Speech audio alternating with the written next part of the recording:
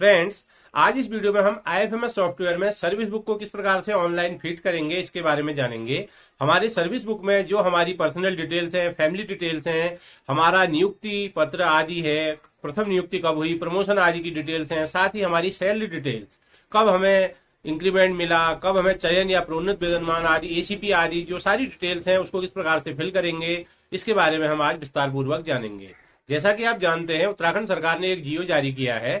उस जियो के अनुसार जनवरी 2021 से आपकी जो सर्विस बुक है उसका ऑनलाइन फीड होना बहुत ही आवश्यक है, क्योंकि उसी के आधार पे आपका वेतन, उसका इंक्रीमेंट आदि है, चाहे फिक्सेशन होगा, चाहे आप किसी भी प्रकार का प्रमोशन आदि का लाभ लेना चाहें तो सभी ऑनलाइन सर्विस बुक के आधार पे ही होगा।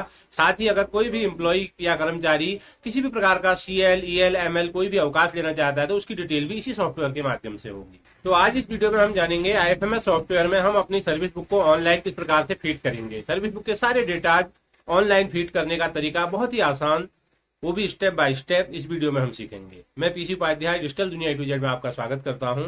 साथ ही हम अंत में इस वीडियो में एक चीज और जानेंगे, किस प्रकार से आप आईएफएमएस सॉफ्टवेयर में वेतन को आहरित कर सकते हैं, वेतन निकालने की क्या प्रोसेस है। तो आइए सीधे हम चलते हैं आईएफएमएस सॉफ्टवेयर पर। फ्रेंड, सबसे पहले हम जाएंगे आईएफएमएस सॉफ्टवेयर में, और आईएफएमएस सॉफ्टवेयर में जाने के उपरांत यहाँ ऊपर आप देख रहे होंगे ऑपरेटर, सुपरवाइजर और ऑफिसर्स के टैब। तो यहाँ पर देखिए, पहला टैब होता है एम्प्लॉय का, दूसरा ऑपरेटर का, तीसरा सुपरवाइजर और चौथा ऑफिसर का। तो यहाँ पर सबसे पहले हम जाएंगे ऑपरेटर के टैब पर। जब भी हमें सर्विस बुक आदि की एंट्री करनी होगी तो हमें ऑपरेटर की आईडी में जाना होगा। तो दोस्तों देखिए, जैसा कि आईएफएमएस सॉफ्टवेयर में यहाँ पर लिखा हुआ है अलर्ट, देखिए, कार्मिकों की सेवा पुस्तिका, व्यक्तिगत पत्रावली, पेंशन प्राधिकार पत्र आदि समस्त अभिलेखों का डिजिटाइजेशन किया जाना है।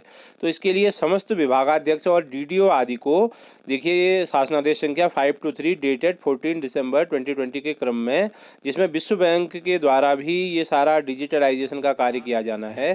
तो सेवा पुस्तिका आदि, व्यक्तिगत पत्रावली, चरित्र पंजिका, कोषागारों में रक्षित पेंशन प्रपत्र, ये सारे जो भी डॉक्यूमेंट्स हैं ये सब ऑनलाइन इन अभिलेखों का डिजिटाइजेशन किया जाना प्रस्तावित है। तो इस शासनादेश के क्रम में आईएफएमएस में सबसे पहले हमें डाटा फीड करना है। तो हमें अपने विद्यालय स्तर पर, अपने कार्यालय स्तर पर आईएफएमएस का जो सॉफ्टवेयर है उसमें डाटा फीड करना है, और उसी का अलर्ट यहाँ पर आईएफएमएस में सबसे पहले दिया गया है। तो अब देखिए, इसके बाद हम यहाँ पर, जैसा कि अभी मैंने बताया था, एम्प्लॉई के टैब को हमें छोड़ देना है और ऑपरेटर के टैब से हमें ये सारे एंट्रीज फीड करनी है। तो आप जानते होंगे, ऑपरेटर, सुपरवाइजर और ऑफिसर्स जो भी आपके आहरण वितरण अधिकारी हैं, जो डीडीओ हैं, उन डीडीओ के माध्यम से आपको ऑपरेटर, सुपरवाइजर और ऑफिसर की जिम्मेदारी दी जा सकती है आपके एम्प्लॉई कोड पर। तो यहाँ पर अगर आप ऑपरेटर हैं तो आप सबसे पहले अपनी ऑपरेटर की आईडी में क्लिक करेंगे। अगर आप ऑपरेटर नहीं हैं तो अपने डीडीओ से कह करके आप अपने को ऑपरेटर आदि के लिए एलिजिबल करवा सकते हैं, ऑपरेटर का आप असाइन करवा सकते हैं। तो देखिए, यहाँ पर हम सबसे पहले ऑपरेटर की आईडी में जा रहे हैं, और आप एक से अधिक विद्यालय, एक से अधिक संस्थान के ऑपरेटर हो सकते हैं। तो जिस संस्थान की आपने सेवा पुस्तिका ऑनलाइन करनी है उस संस्थान में आप यहाँ पर ऑपरेटर में क्लिक करने के बाद क्लिक करेंगे। लेकिन ध्यान रखिएगा, हम सुपरवाइजर और ऑफिसर की बात बाद में करेंगे। अभी सबसे पहले हम यहाँ पर ऑपरेटर की जो आईडी है उससे यहाँ पर लॉगिन है। तो यहाँ पर आपको दिख भी रहा होगा, देखिए, ऑपरेटर की आईडी। तो ऑपरेटर की आईडी में जाने के उपरांत फिर हम अग्रिम स्तर सुपरवाइजर और अंत में ऑफिसर की आईडी से उसको अप्रूव करेंगे। तो यहाँ हम बात कर रहे हैं ऑपरेटर आईडी से सर्विस बुक आदि की एंट्री ऑनलाइन बहुत ही आसान स्टेप्स में कैसे करेंगे। फ्रेंड्स, आप इस वीडियो को शुरू से अंत तक अवश्य देखिएगा। तो देखिए, हम क्या करेंगे इसके लिए, सबसे पहले देखिए यहाँ HRMS में जाएंगे, और उसके बाद यहाँ देखिए 5वें नंबर का टैब है रिपोर्ट्स, और इसके सामने देखिए सर्विस बुक में आप क्लिक करेंगे। तो जैसे ही आप यहाँ पर सर्विस बुक में क्लिक करेंगे तो आपके सामने उस एम्प्लॉय की सर्विस डिटेल, उनकी पर्सनल डिटेल, फैमिली डिटेल आदि यहाँ पर आपको दिखाई देगी।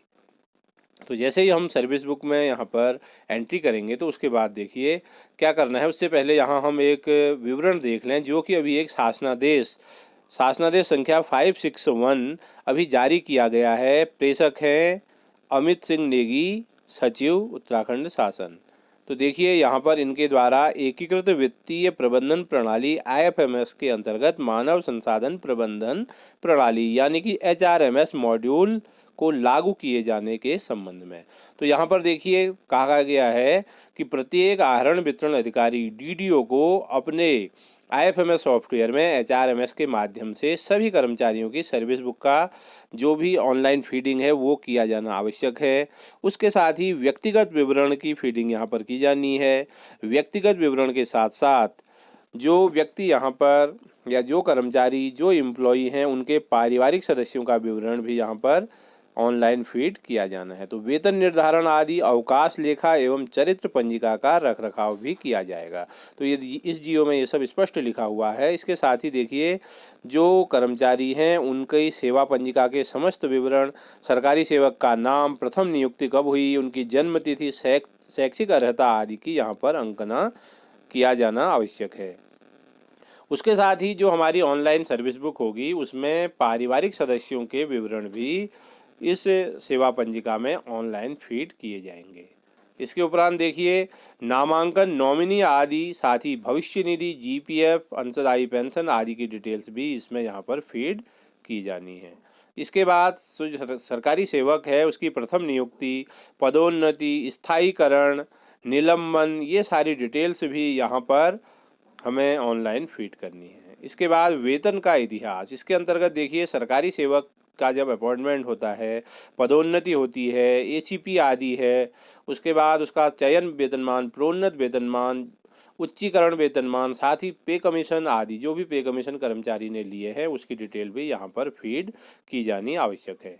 और देखिए अवकाश लेखा, यानी कि अभी तक जो कर्मचारी है, जो एम्प्लॉई है, उसने अर्जित अवकाश, अर्न लीव, मेडिकल लीव आदि कितनी ली हैं और कितनी शेष है। इसके साथ ही अगला महत्वपूर्ण है चरित्र पंजिका।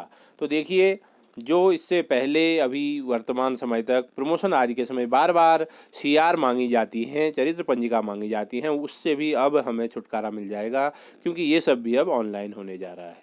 तो इस प्रकार देखिए आईएफएमएस पोर्टल में आहरण वितरण अधिकारी एचआरएमएस लिंक के माध्यम से ये सारी डिटेल्स फीड करेंगे। तो इस जियो में और भी बहुत सारी बातें हैं। तो इस जियो की अगर आप जानकारी चाहते हो तो नीचे मैं यहाँ पर डिस्क्रिप्शन में इसका पीडीएफ का लिंक भी यहाँ पर आपको दे दूंगा और उसमें आप पूरी डिटेल पढ़ सकते हैं। तो निष्कर्ष रूप में हम कह सकते हैं कि अभी जो उत्तराखंड सरकार द्वारा जियो जारी किया गया है, इस जियो में स्पष्ट उल्लेख है कि प्रत्येक कर्मचारी का जो सेवा विवरण है, सेवा पंजिका है, उसका ऑनलाइन फीड किया जाना अति आवश्यक है। सारी डिटेल्स ऑनलाइन प्रारूप में भरनी है। और इसका सबसे महत्वपूर्ण बिंदु यह है कि आगामी 1 जनवरी 2021 से जो अवकाश आदि है, जैसे कोई कर्मचारी आकस्मिक अवकाश सीएल लेता है, ईएल लेता है या किसी भी प्रकार का अवकाश लेता है, तो वो भी इसी पोर्टल के माध्यम से, आईएफएमएस पोर्टल के माध्यम से ही अप्लाई करना आवश्यक होगा। लेकिन उससे पहले इस सर्विस बुक को हमें ज़रूर फीड कर लेना है। तो अब देखिए पुनः हम यहाँ पर बात कर लेते हैं। देखिए अभी हमने क्या कहा, एचआरएमएस में हम यहाँ पर जाएंगे और एचआरएमएस में जाने के बाद यहाँ पर जो डिटेल है, देखिए पांचवा जो टैब है, पांचवा टैब है रिपोर्ट्स का। रिपोर्ट्स में हम क्लिक करेंगे और रिपोर्ट्स में क्लिक करने के बाद सर्विस बुक में हम क्लिक करेंगे। तो सर्विस बुक में क्लिक करने के बाद यहाँ पर हमें सबसे पहले जो एम्प्लॉई है उसका यहाँ पर एम्प्लॉई कोड डालना है और एम्प्लॉई कोड यहाँ पर फीड करने के बाद हम यहाँ पर कंटिन्यू पर क्लिक करेंगे। जैसे ही हमने कंटिन्यू पर क्लिक किया तो उसके बाद देखिए यहाँ पर आपको एम्प्लॉय का पर्सनल डिटेल्स यहाँ पर दिखाई देगी। तो देखिए जो भी एम्प्लॉय है जिसकी हम ई सर्विस बुक यहाँ पर फीड कर रहे हैं उसकी पूरी यहाँ पर पर्सनल डिटेल्स, उसका नाम है, उसका फैमिली डिटेल्स है, उसकी डेट ऑफ जॉइनिंग है, Aadhaar card, pan number, department, joining date, ये सारी डिटेल यहाँ को देखिए पर्सनल डिटेल्स में आपको दिखाई देंगी। तो देखिए हम यहाँ पर कहाँ गए थे, एचआरएमएस में, और रिपोर्ट्स में जाके सर्विस बुक में हमने क्लिक किया था। तो सर्विस बुक में क्लिक करने के बाद यहाँ सबसे पहले हमें दिखाई दे रहा है पर्सनल डिटेल्स। तो यहाँ पर्सनल डिटेल्स में उसके बाद देखिए जो दूसरा टैब है फैमिली डिटेल, फिर nominee detail, service history, salary history, certificate attestation, leave record है, उसके बाद एम्प्लॉई एडवांस हिस्ट्री है और उसके बाद है ACR हिस्ट्री। तो CR की हिस्ट्री भी यहाँ पर फीड की जानी। तो ये सारी चीज़ें हमें स्टेप बाय स्टेप प्रत्येक सर्विस बुक, प्रत्येक कर्मचारी की यहाँ पर ऑनलाइन फीड करनी है। तो ये देखिए विभिन्न टैब्स यहाँ पर आपको दिख रहे होंगे। और इसके बाद यहाँ देखिए नीचे upload personal detail from original service book, जिस डिटेल को हम यहाँ फीड कर रहे हैं उसकी फ़ोटोकॉपी यहाँ पर चूज फाइल, PDF फाइल में हम यहाँ पर चूज कर सकते हैं और उसके बाद उस फाइल को यहाँ पर हम अपलोड भी कर सकते हैं। तो यहाँ पर हम फाइल को अपलोड करेंगे जो डिटेल हमने यहाँ पर फीड की है। तो देखिए फैमिली डिटेल, पर्सनल डिटेल्स आदि यहाँ पर हम देख सकते हैं किसी भी एम्प्लॉय की। लेकिन एक बात ध्यान रखने की है, यहाँ देखिए कहीं पर भी आपको एडिटिंग का टैब यहाँ पर नहीं दिखाई दे रहा है। हम यहाँ HRMS में गए थे और यहाँ पर हमने रिपोर्ट्स में जाके सर्विस बुक में क्लिक किया था, तो यहाँ पर हम केवल सर्विस बुक को देख सकते हैं। लेकिन यहाँ पर आप देख रहे होंगे कि कहीं पर भी एडिट का ऑप्शन नहीं आ रहा है। यहाँ पर अगर आप माउस से क्लिक करेंगे तो आप कोई भी एंट्री नहीं कर सकते हैं, केवल यहाँ पर आप डॉक्यूमेंट अपलोड कर सकते हैं सर्विस बुक के। जो भी आपने यहाँ पर डाटा फीड किया है एम्प्लॉय की ज्वाइनिंग आदि का, पर्सनल डिटेल्स का, फैमिली डिटेल्स का, उसको यहाँ पर अपलोड डॉक्यूमेंट में फीड करेंगे। तो दोस्तों देखिए यहाँ पर जो डिटेल्स हैं आपको दिखा रहा हूँ मैं। एड्रेस यहाँ पर गलती से सभी एम्प्लॉयज़ का देहरादून का यहाँ पर फीड हुआ है, तो अब इसको हमें करेक्ट करना है। तो करेक्ट करने के लिए क्या करेंगे, सबसे पहले हम देखते हैं।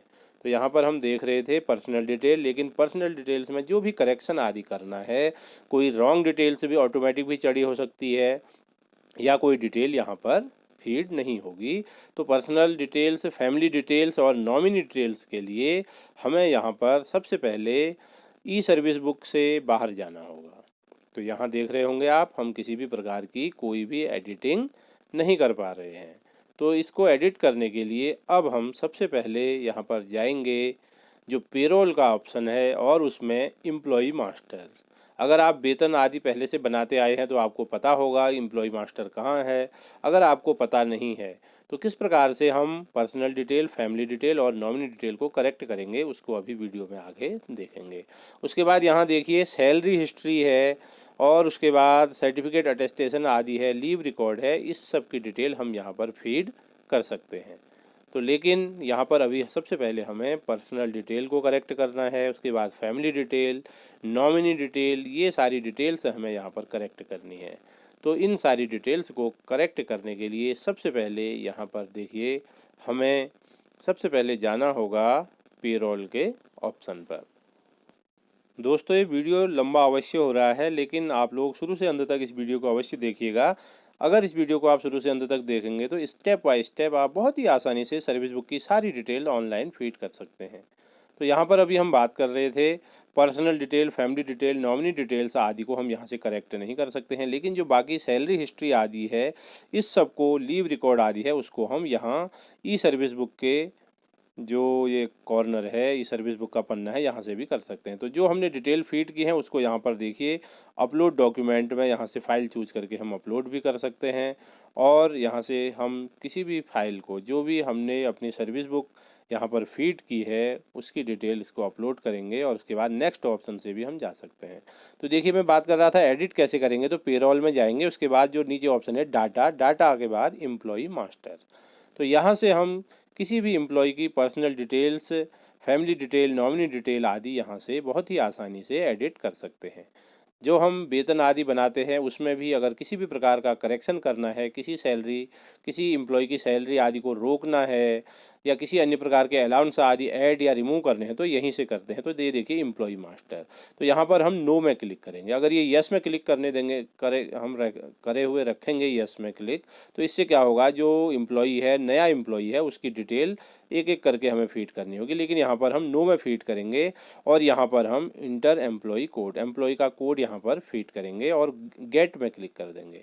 तो ऐसा करने के बाद क्या होगा, यहाँ पर हमें बहुत सारी डिटेल जो पहले से हैं वो फीड करने की आवश्यकता नहीं। कोड डालने के बाद जैसे ही हमने गेट में क्लिक किया, देखिए personal detail, address, family detail, nominee detail, employ information, salary detail, upload documents, ये सारी डिटेल देखिए सैलरी की डिटेल यहाँ पर आ गई। यहीं से हम वेतन से भी रोक सकते हैं किसी का और चालू कर सकते हैं। उसके बाद अपलोड डॉक्यूमेंट, यहाँ पर हम एम्प्लॉय की फ़ोटो, अपॉइंटमेंट ऑर्डर, देखिए एजुकेशन क्वालिफिकेशन आदि, आधार कार्ड, मेडिकल सर्टिफिकेट आदि यहाँ से हम अपलोड कर सकते हैं। में जाने देखिए, लेकिन जो सर्विस बुक यहाँ देखिए रिपोर्ट्स में जाकर के हमने सर्विस बुक देखी थी, वहाँ से हम इनको एडिट नहीं कर सकते। लेकिन यहाँ से हम इनको एम्प्लॉय मास्टर में सारी डिटेल्स यहाँ पर हम एडिट कर सकते हैं। तो देखिए अब हमने वहाँ पर बात की थी, एड्रेस को हम यहाँ करेक्ट करेंगे। जैसा कि देखिए बाय डिफ़ॉल्ट जो ये ई सर्विस बुक है, इसमें सभी का एड्रेस देहरादून का एड्रेस दिखा रहा है। देखिए यहाँ पर उत्तराखंड, देहरादून, डूम गाँव। तो हमें ये सब करेक्ट करना है। जबकि हम सर्विस बुक हिस्ट्री में वहाँ पर ई सर्विस बुक जो हमें दिखाई दे रही थी HRMS में, उससे हम करेक्ट नहीं कर पा रहे थे, लेकिन एम्प्लॉय मास्टर से हम इसको करेक्ट कर सकते हैं। तो यहाँ पर देखिए हमने सारी डिटेल करेक्ट की और हमने पोस्टल एड्रेस और परमानेंट एड्रेस सेम कर दिया। उसके बाद नेक्स्ट पर क्लिक किया। तो जैसे ही हमने नेक्स्ट पर यहाँ पर क्लिक किया तो हमारा जो ये रिकॉर्ड है, ये रिकॉर्ड यहाँ पर एम्प्लॉय मास्टर में सेव हो गया है। देखिए सक्सेस रिकॉर्ड क्रिएटेड। तो यानी कि जो अभी हमने एडिट किया था एड्रेस, वो यहाँ से करेक्ट हो गया। यहाँ से हम ये सारी डिटेल करेक्ट कर सकते हैं। पुनः हम जाएंगे HRMS में, रिपोर्ट्स में और सर्विस बुक में। तो अब देखिए जो हमने अभी करेक्ट किया, क्या वो करेक्शन हुआ अथवा नहीं। तो HRMS में जा करके रिपोर्ट्स में जाएंगे, उसके बाद सर्विस बुक में जाएंगे। पुनः यहाँ पर हमें डालना होगा एम्प्लॉय कोड, क्योंकि हम अभी ऑपरेटर की आईडी से ऑपरेट कर रहे हैं। तो एम्प्लॉय कोड डालने के बाद कंटिन्यू पर क्लिक करेंगे। तो देखिए पुनः ई सर्विस बुक हमारे सामने ओपन हो गई है।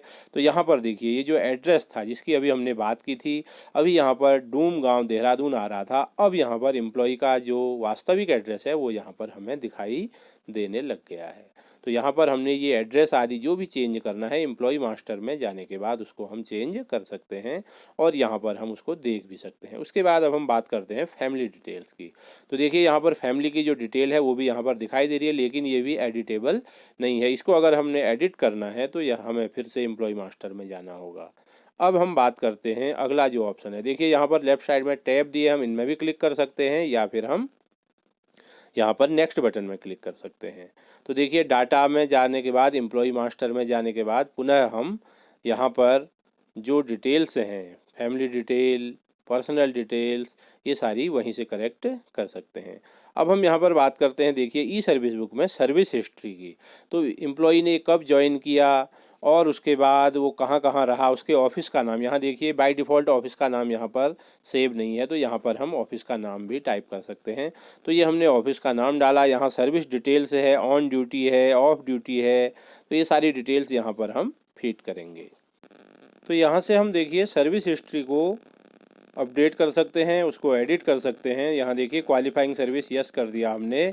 उसके बाद उसका रीजन यहाँ पर टाइप कर सकते हैं। रिमार्क्स में कोई अन्य टिप्पणी आपने करनी है तो उसको भी कर सकते हैं। और उसके बाद हम यहाँ पर इसको सेलेक्ट कर लेंगे, यानी कि जो भी डिटेल हमने फीड की है या इसमें करेक्शन किया है। उसके बाद अगर हमें देखिए दूसरा विद्यालय आदि दूसरी संस्था चुननी है तो यहाँ पर ऐड न्यू टैब में क्लिक करेंगे। यहाँ हमारे सामने दूसरा टैब आ जाएगा। तो यहाँ पर देखिए हम ये सारी detail step by step feed करेंगे। तो उसके बाद जो नया ऑफिस आदि है उस ऑफिस का नाम यहाँ पर फीड करेंगे। फिर ऑन ड्यूटी है या ऑफ ड्यूटी है या डेपुटेशन आदि है वो यहाँ से हम क्लिक करेंगे और उसके बाद यस पर क्लिक करेंगे। और सामने जो ये देखिए आइकन दिए हैं इनको हम सेलेक्ट कर लेंगे। इसके बाद इसको सेव कर देंगे। तो ये सेव करने के बाद हमारी सर्विस हिस्ट्री जो है यहाँ से अपडेट हो जाएगी। तो सर्विस हिस्ट्री का टैब क्योंकि नया है, ये एम्प्लॉय मास्टर में नहीं है। तो अब देखिए ई सर्विस बुक हमारे सामने दिख रही है और ये देखिए पर्सनल डिटेल्स यहाँ पर हमें दिखाई दे रही है। तो किसी भी प्रकार की डिटेल, जैसे कि हमने एड्रेस करेक्ट किया था, देखिए यहाँ सही एड्रेस हमें दिखाई दे रहा है। तो इस प्रकार से हम एम्प्लॉय का सर्विस बुक आदि की डिटेल फीड कर सकते हैं। तो दोस्तों अब हम बात करते हैं देखिए आगामी जनवरी से लीव के लिए क्या होगा, छुट्टी लेने के लिए। तो देखिए चाहे आप CL लें, किसी भी प्रकार का मेडिकल लें, तो आप एम्प्लॉय आईडी में जाएंगे और उसके बाद यहाँ पर देखिए माई लीव में क्लिक करेंगे। तो यहाँ ये सारी डिटेल आपको दिखेगी, एम्प्लॉय कोड, एम्प्लॉय का नाम। इसके बाद यहाँ फ्रॉम डेट टू डेट, कब से कब तक लेना है। उसके बाद यहाँ पर हम ये सेलेक्ट करेंगे किस प्रकार की लीव आप ले रहे हैं।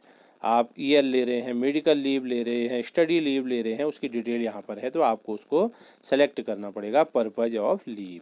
उसके बाद अगर आपको किसी अन्य प्रकार की लीव लेनी है तो यहाँ देखिए ऐड रो, प्रीफिक्स, सफिक्स आदि में क्लिक करना होगा। तो ऐड रो में आप जैसे ही क्लिक करेंगे तो यहाँ पर देखिए यहाँ रो बढ़ जाएंगे और इस रो में देखिए CL आदि की डिटेल भी आपको दिखेगी, कैजुअल लीव, उसके बाद अर्न लीव, ये सारी डिटेल्स यहाँ पर जो भी हॉस्पिटल लीव, मेडिकल लीव, इसको आप यहाँ पर सेलेक्ट करेंगे और उसके बाद उसकी डिटेल यहाँ पर जो आगे जो कॉलम दिए हैं उनमें यहाँ पर फीड करेंगे। तो ये देखिए यहाँ पर हम कैजुअल लीव आदि के लिए भी ऑनलाइन एप्लीकेशन फीड करेंगे। तो देखिए प्रीफिक्स, सफिक्स आदि यहाँ पर हम डालेंगे और यहाँ पर डेट फीड करनी होगी। तो इस प्रकार से हमें कौन सी लीव लेनी है, कितने दिन की, उसको यहाँ सेलेक्ट करेंगे। अगर आप लीव के साथ साथ स्टेशन लीव भी ले रहे हैं तो यहाँ देखिए स्टेशन लीव के आगे इसमें क्लिक करेंगे और इसमें क्लिक करने के बाद यहाँ पर स्टेशन लीव को यहाँ देखिए आपको लीव एड्रेस यानी कि स्टेशन लीव छोड़ करके आप कहाँ जा रहे हैं उसका एड्रेस भी यहाँ पर फीड करना पड़ेगा। उसके बाद रिपोर्टिंग ऑफिसर यानी कि आपके जो आरोहण वितरण अधिकारी हैं या जो डीडीओ हैं उनका कोड यहाँ से सेलेक्ट कर सकते हैं आप या टाइप भी कर सकते हैं। इसको फिर सेव कर लेंगे। जैसे ही आप सेव करेंगे उसके बाद अपलोड डॉक्यूमेंट्स है, आप सीएल की या किसी भी प्रकार की लीव की अर्जी यहाँ पर अपलोड भी कर सकते हैं। उसके बाद उसका प्रिंट भी आप यहाँ पर कर सकते हैं और उसे सबमिट भी कर सकते हैं। जैसे ही आप सबमिट करेंगे ऑफिसर के पास आपकी लीव पहुँच जाएगी और वो उसको सैंक्शन या रिजेक्ट भी कर सकते हैं। तो आगामी जनवरी से यह फंक्शन माई लीव में जा कर के हम ऑनलाइन छुट्टी के लिए आवेदन करेंगे। तो दोस्तों अब हम बात कर लेते हैं वेतन कैसे निकलता है। तो देखिए वेतन निकालने के लिए यहाँ पेरोल का जो ऑप्शन दिख रहा है इसमें देखिए एडमिन के आगे पे प्रोसेस में हम क्लिक करेंगे और पे प्रोसेस में क्लिक करने के बाद यहाँ से देखिए सबसे पहले हमें मंथ सेलेक्ट करना पड़ेगा। मंथ को सेलेक्ट करेंगे, उसके बाद ऑफिस और उसके बाद स्कीम। तो ये सारी डिटेल सेलेक्ट करने के बाद प्रोसेस में हम क्लिक कर देंगे। लेकिन ये ध्यान रखिएगा अब वेतन हमेशा 25 तारीख के बाद ही फीड हो रहा है। अगर आप सप्लीमेंट्री करेंगे तो वो कभी भी हो सकता है। तो उसके बाद हम प्रिंट इनर शीट में क्लिक करेंगे, पुनः यहाँ से मंथ सेलेक्ट करेंगे और जैसे ही हमने प्रोसेस की होगी तो यहाँ आपके सामने इनर शीट दिख जाएगी आपको वर्ड फॉर्मेट में और PDF फॉर्मेट में। तो यहाँ से हम सबसे पहले अपनी इनर शीट को प्रिंट करके उसको देख लेंगे। उसके बाद यहाँ पर देखिए पुनः एडमिन पे प्रोसेस करने के बाद हम अपने वेतन को फीड कर सकते हैं। अगर आपको कोई करेक्शन करना है तो देखिए डाटा में जाएंगे, उसके बाद बल्क ट्रांजैक्शन में हम क्लिक करेंगे। बल्क ट्रांजैक्शन में क्लिक करने की आवश्यकता क्या है, देखिए यहाँ पर आपकी संस्था का नाम आएगा, उसके बाद temporary payment only for current month, temporary deduction, permanent deduction और परमानेंट पेमेंट। तो ये सारी डिटेल यहाँ पर आ रही है। अगर आपको 1 महीने के लिए डिडक्शन या पेमेंट करना है तो टेम्परेरी में करेंगे और अगर आपको परमानेंट डिडक्शन या पेमेंट करना है तो उसमें क्लिक करेंगे। उसके बाद यहाँ पर देखिए जैसा कि हमने अभी कहा है टेम्परेरी पेमेंट यानी कि इसी महीने अगर एम्प्लॉय को कुछ देना है HRA आदि तो उसको यहाँ पर क्लिक करेंगे। उसके बाद एम्प्लॉय कोड को क्लिक करने के बाद यहाँ पर डिटेल आ जाएगी और हम यहाँ पर अमाउंट फीड कर सकते हैं। यहाँ पर एम्प्लॉय कोड डाला, उसकी नेम है, डेजिग्नेशन आदि आ जाएगा। यहाँ पर हम अमाउंट डालेंगे, जैसे पे एरियर्स आदि है, HRA आदि है, तो इस सबको हम यहाँ से इसमें फीड करेंगे और उसको यहाँ पर सेव कर देंगे। तो ये देखिए बल्क ट्रांजैक्शन से हम किसी भी एम्प्लॉय का कोई भी करेक्शन कर सकते हैं, चाहे इनकम टैक्स है, GPF आदि है। तो अब हम बात कर लेते हैं देखिए टेम्परेरी डिडक्शन। अभी तो हमने बात की थी इस महीने अगर उनको कुछ देना है, लेकिन अगर उनकी कोई कटौती करनी है जैसे कि GPF है, HRA है, हेल्थ स्मार्ट कार्ड है, इनकम टैक्स आदि है, तो ये सारी डिटेल्स यहाँ पर हम डिडक्शन में सबसे पहले उसको सेलेक्ट करेंगे। यहाँ पर हमने किया टेम्परेरी डिडक्शन, इसका मतलब इस महीने के लिए। फिर हम यहाँ एम्प्लॉय कोड के नीचे एम्प्लॉय कोड डालेंगे, उसकी डिटेल आ जाएगी और यहाँ पर हम अमाउंट फीड कर सकते हैं। तो जो भी अमाउंट है उसको हमने यहाँ पर फीड कर दिया और उसके बाद यहाँ पर सेव कर दिया। उसके बाद पुनः हम जाएंगे एडमिन में पे प्रोसेस में और पे प्रोसेस में जाने के बाद हम उसको पे को प्रोसेस करेंगे और प्रोसेस करने के बाद इनर शीट देख लेंगे और उसके बाद यहाँ अप्रूवल में जाके चेंज स्टेटमेंट में जाएंगे। आपको ध्यान होगा अभी हम ऑपरेटर की आईडी से देख रहे हैं, तो ऑपरेटर की आईडी में जाके अप्रूवल में जाने के बाद चेंज स्टेटमेंट में क्लिक करेंगे और उसके बाद चेंज स्टेटमेंट को हम यहाँ पर क्लिक करने के बाद सबसे पहले हम अपना जो सैलरी का बिल है उसको यहाँ पर देखिए चेंज स्टेटमेंट, और सबसे पहले हम ऑपरेटर में गए, फिर सुपरवाइजर में जाना होगा और ऑफिसर में जाना होगा। तो हम यहाँ एक प्रोसेस देख लेते हैं ऑपरेटर की आईडी में जाने के बाद किस प्रकार से हम अपने वेतन को फॉरवर्ड या अप्रूव करेंगे। तो चेंज स्टेटमेंट में क्लिक करने के बाद यहाँ सैलरी बैच, यहाँ मंथ को सेलेक्ट कर लेंगे और उसके बाद रिमार्क्स में यहाँ पर हमें कुछ टाइप करना होगा जैसे कि मंथ का नाम या कुछ अन्य। उसके बाद जनरेट में क्लिक करेंगे। सैलरी बिल को जनरेट करने के बाद हमें इस बिल को अप्रूव करना होगा। तो अप्रूव करने के बाद ये बिल हमारा आगे बढ़ जाएगा और सुपरवाइज़र में चला जाएगा। पुनः इसको सुपरवाइज़र से भी अप्रूव करना होगा और अंत में ऑफिसर से इसको अप्रूव करना होगा। तो आज हमने इस वीडियो में IFMS सॉफ्टवेयर में HRMS के तहत online data entry, service book की डाटा एंट्री करना सीखा, वो भी स्टेप बाय स्टेप और बहुत ही आसान तरीके से। अगर आपको किसी प्रकार का कोई डाउट हो तो आप कमेंट बॉक्स में अवश्य कमेंट कीजिए, तुरंत आपको उसका जवाब दिया जाएगा। साथ ही आज हमने इस वीडियो में ये भी जाना कि ऑनलाइन अवकाश कैसे ले सकते हैं, और हमने जाना कि वेतन सैलरी बनाने का तरीका क्या होगा, किस प्रकार से हम बहुत ही आसान स्टेप्स में वेतन को फीड कर सकते हैं, सैलरी को अप्रूव आदि कर सकते हैं। आज इस वीडियो में हमने जाना IFMS सॉफ्टवेयर में हम अपने सर्विस बुक की डिटेल्स ऑनलाइन किस प्रकार से फीड करेंगे। उम्मीद करता हूं आपको ये वीडियो पसंद आया होगा। अगर वीडियो पसंद आए तो वीडियो को लाइक करें और उसको शेयर करें। अगर आपको कोई डाउट है तो नीचे कमेंट सेक्शन में कमेंट कीजिए, मैं तुरंत उसका रिप्लाई आपको दूंगा। और अगर आपने अभी तक मेरा चैनल सब्सक्राइब नहीं किया है तो नीचे दिए गए लाल रंग के सब्सक्राइब बटन को प्रेस करें, साथ ही उसके सामने दिए गए बेल आइकन को भी प्रेस करें ताकि इस प्रकार के उपयोगी और महत्वपूर्ण वीडियो की नोटिफिकेशन सबसे पहले आप तक पहुंच सके।